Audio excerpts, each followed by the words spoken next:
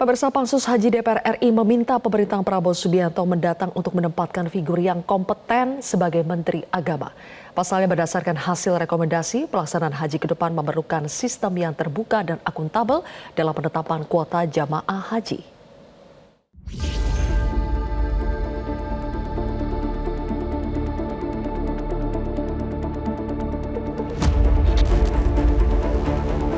Masa kerja Panitia Khusus Hak Angket Pelaksanaan Haji 2024 berakhir tanpa mengklarifikasi Menteri Agama Yakut Khalil Qomas di tengah banyaknya temuan dugaan penyelewengan pelaksanaan Haji 2024. Mulai dari kisru pengelolaan kuota tambahan, dugaan manipulasi Siskohat hingga pelayanan rangkaian ibadah haji yang tidak sesuai ketentuan kontrak dan standar pelayanan. Ketua Pansus Haji sekaligus anggota DPR fraksi Golkar Nusron Wahid saat membacakan hasil kerja Pansus meminta agar pemerintahan Prabowo Subianto mendatang dapat memilih figur Menteri Agama yang kompeten dan lebih cakap mengelola pelaksanaan haji. Panitia angket mendorong penguatan peran lembaga pengawas internal pemerintah seperti Inspektorat Jenderal Kementerian Agama dan BPKP agar lebih detail dan kuat dalam mengawasi penyelenggaraan haji. Manakala membutuhkan tindak lanjut, dapat melibatkan dan bekerja sama dengan pengawas eksternal seperti Badan Pemeriksa Keuangan dan aparat penegak hukum. 5. Pansus mengharapkan pemerintah mendatang agar dalam mengisi posisi Kementerian Agama dengan figur yang menganggap lebih cakap dan kompeten dalam mengatur, dan mengelola penyelenggaraan ibadah haji. Sementara itu, anggota Pansus Haji Marwan Jafar menganggap Menak Yakut menghindari Pansus untuk diklarifikasi. Pasalnya kunjungan kerja ke luar negeri yang dilakukan Menak terlalu lama hingga akhir masa kerja Pansus. Marwan juga menyatakan Pansus Haji masuk angin lantaran kesimpulan Pansus diperhalus terutama berkaitan dengan tindak lanjut ke aparat penegak hukum. Rekomendasinya dan kesimpulannya berubah dengan cara dihaluskan begitu. Misalnya sambil contoh misalnya kata pelanggaran itu kan sangat tegas dan jelas. Tiba-tiba misalnya diganti itu ketidaktaatan, ketidakpatuhan gitu-gitu. Jadi itu sebagai contoh. Ada memang intervensi dari berbagai pihak sangat terasa dan kelihatan bahwa di sini memang ada campur tangan yang memang sangat mempengaruhi keberadaan Pansus. Adapun 5 rekomendasi yang dikeluarkan Pansus Haji yakni perlunya merevisi Undang-Undang Haji untuk mempertimbangkan kondisi kekinian dan model pelaksanaan ibadah haji di Arab Saudi. Pansus juga meminta pemerintah membuat sistem yang lebih terbuka dan akuntabel dalam penetapan kuota haji. Negara diminta untuk memperkuat fungsi kontrol terhadap penyelenggara haji khusus. Mendorong peran pengawas baik Inspektorat maupun BPK dan BPKP dalam pengawasan penyelenggaraan haji. Serta perlunya memilih figur yang kompeten dalam mengelola ibadah haji. Dari Jakarta, Tim Liputan Metro TV. Pemirsa, kerja Pansus Haji DPR RI berakhir tanpa berhasil memeriksa Menteri Agama Yakut. Namun Pansus Haji tetap mengeluarkan 5 rekomendasi hasil penyelidikan penyelenggaraan haji 2024. Salah satu rekomendasi Pansus Haji adalah agar pemerintahan baru nanti mengisi posisi Kementerian Agama dengan figur yang lebih cakap dan kompeten mengelola penyelenggaraan haji.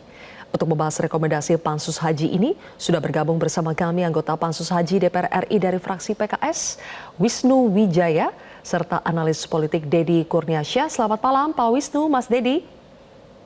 Halo, selamat malam. Baik, selamat malam Mas Dedi. Pak Wisnu apakah sudah bergabung?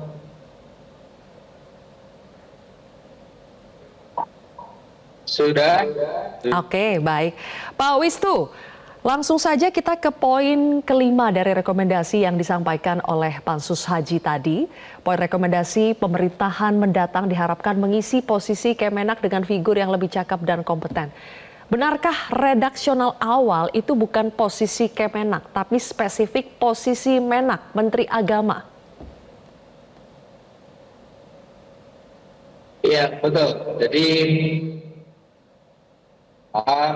kita di rekomendasi itu memang sudah sangat jelas bahwasanya menyebutkan di rekomendasi yang kelima yaitu tidak lagi memakai atau merekomendasikan agar Menteri Agama yang sekarang itu tidak lagi di kabinet yang baru.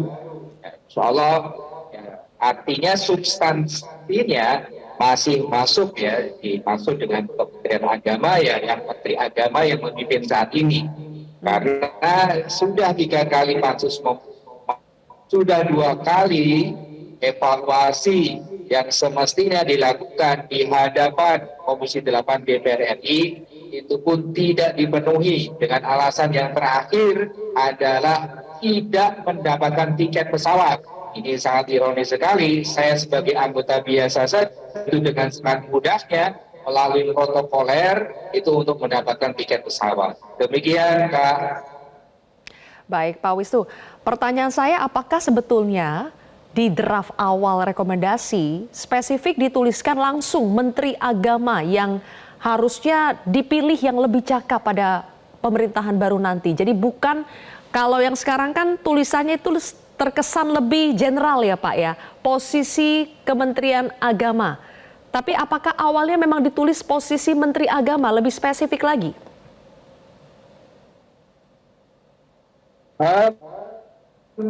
Apakah redaksi yang diterima, ini saya bacakan ya, yang tadi dibacakan di paripurna DPR RI dan sudah ditandatangani, itu disebutkan di poin 5 adalah rekomendasi yang kelima, Pansus mengharapkan pemerintah mendatang agar dalam mengisi posisi Menteri Agama Republik Indonesia dengan figur yang dianggap lebih cakap dan kompeten dan mengakomodir, mengatur, dan mengelola penyelenggaraan ibadah haji.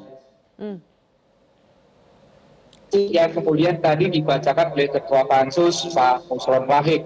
Jadi tidak ada si Kementerian Agama, tapi langsung posisi Agama Republik Indonesia. Jadi maksudnya yang dibacakan dengan yang tertulis itu beda ya Pak ya? Yang tertulis si Menteri Agama. Coba kita dengarkan lagi ya. Menteri Agama. Ya, coba kita cek lagi ya bagaimana sebetulnya pernyataan dari Pak Nusron Wahid yang membacakan tadi rekomendasi dari Pansus Haji. Manakala membutuhkan tindak lanjut, dapat melibatkan dan bekerja sama dengan pengawas eksternal seperti Badan Pemeriksa Keuangan dan aparat penegak hukum. 5. Pansus mengharapkan pemerintah mendatang agar dalam mengisi posisi Kementerian Agama dengan figur yang menganggap lebih cakap dan kompeten dalam mengakomodir, mengatur dan mengelola penyelenggaraan ibadah haji. Bacanya cepat Pak Wisnu, tapi terdengar kok itu Kementerian Agama, bukan Menteri Agama. Ini yang kita akan pegang apa yang kemudian kita serahkan pada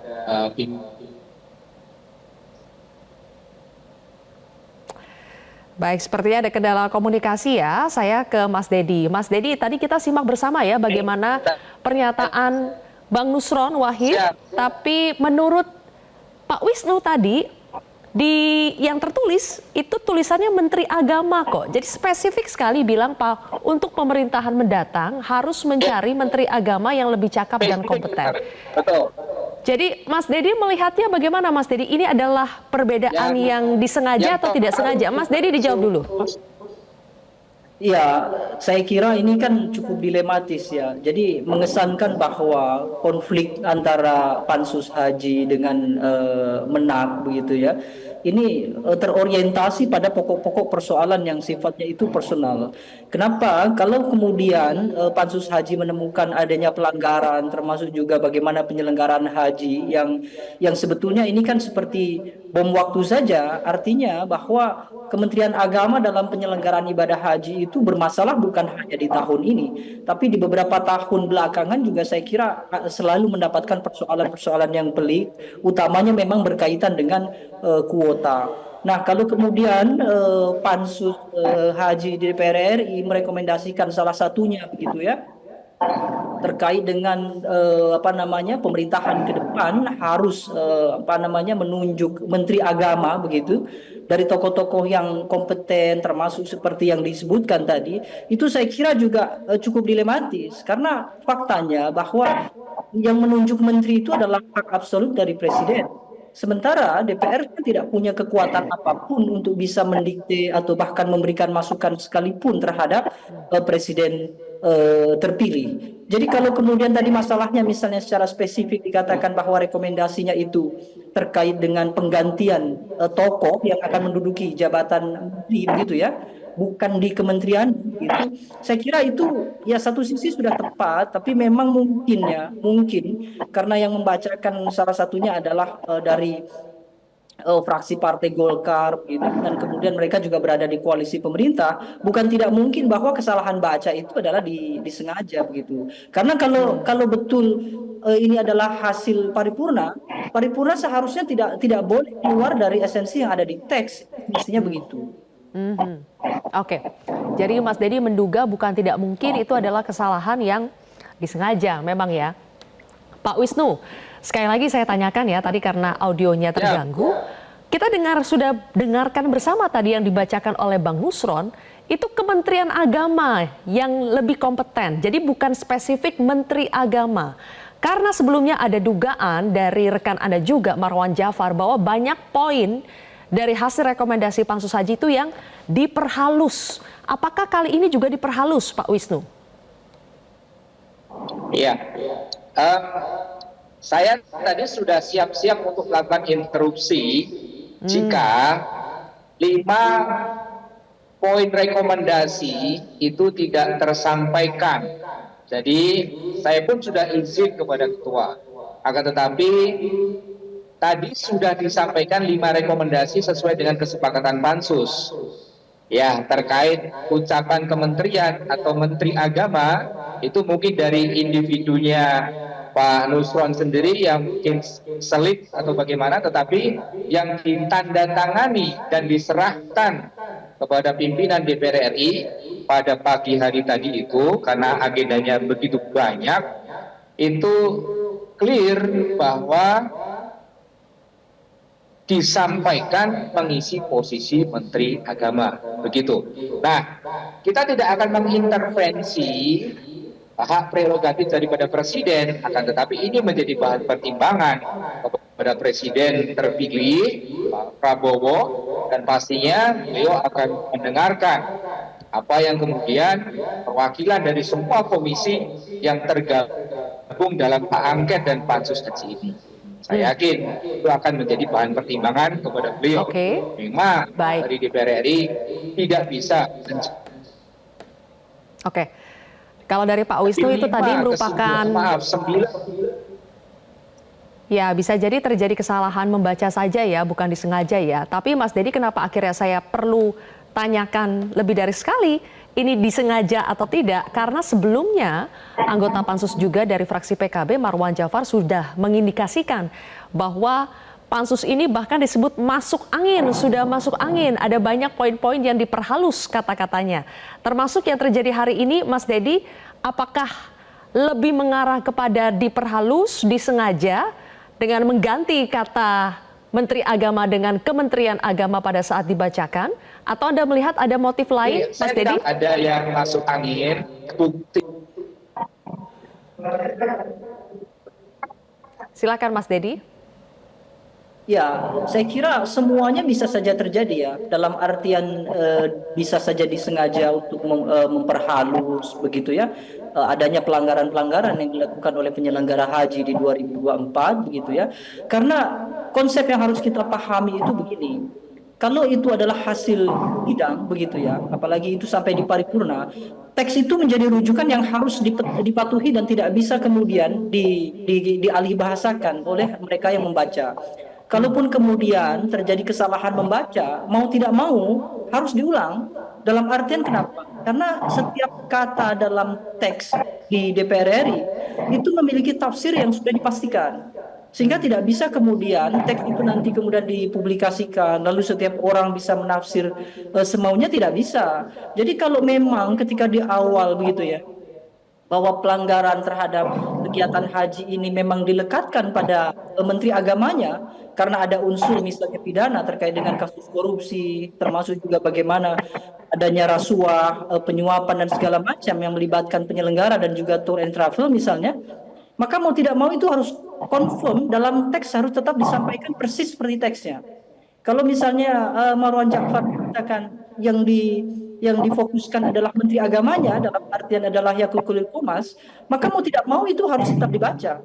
Kalau kemudian pada akhirnya ketika di paripurna justru gitu ya ada kesan seolah-olah ini bukan kesalahan atau pelanggaran yang dilakukan oleh orang per orang, maka jelas kan itu bisa saja ada upaya penghalusan. Ya tentu dalam bahasa sederhana, jangan-jangan di pansus haji ini memang komitmennya sudah terganggu, salah satunya dengan istilah-istilah masuk angin misalnya. Oke. Terlebih upaya-upaya untuk mempengaruhi termasuk melakukan pembangkangan terhadap panggilan-panggilan di DPR kan sudah jelas sekali dilakukan oleh Menteri Agama.